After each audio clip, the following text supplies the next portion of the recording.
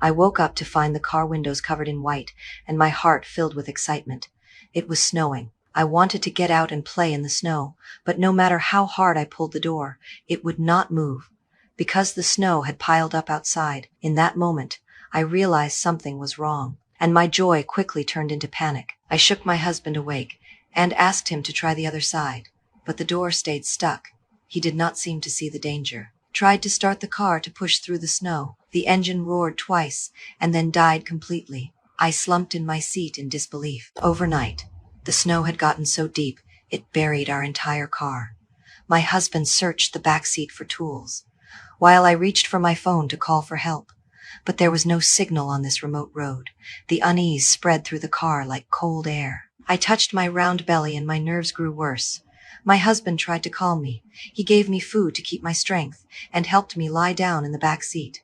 Once I felt a little better, he kept looking for supplies and found a pack of candles. He lit them with a match. The weak flame gave a bit of light and warmth. But 5 hours later, the snow outside grew heavier. Even the tall road signs were disappearing. We started to panic. Me husband kicked at the trunk, but the wall of snow would not move. We gathered what little food we had and divided it carefully, using tissue so it could last longer. Time passed, and the temperature in the car kept dropping. Frost formed on the windows. We huddled together and tried not to move, except when eating or drinking. That night as we dozed off, we suddenly heard knocking on the outside of the car.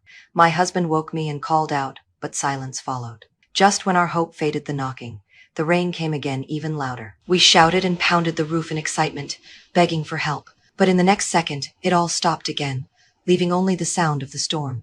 I pressed the horn, but the car would not start and no sound came out. The sudden silence broke me, and I cried in my husband's arms. He tried melting the frozen snow at the window with candle flames, but the ice was too thick. I turned on my phone one more time, and to my surprise, there was a signal. My heart raced as I called my dad. The moment I heard his voice, all my fear poured out, and I begged him to rescue us. But I was too shaken to explain where we were. My husband reached for the phone, but I could not let go. Then the phone died. The car went quiet again. My husband lowered his head in disappointment. From then on, we barely spoke. The silence in the car was suffocating. Days later, a snowplow appeared in the distance. We screamed and hit the windows as loud as we could, but the sound of the machine was too strong, and the driver kept going. Hope rose and fell until even my strong husband. He broke down and hit the car in frustration. I held him tightly, but I had no words to comfort him.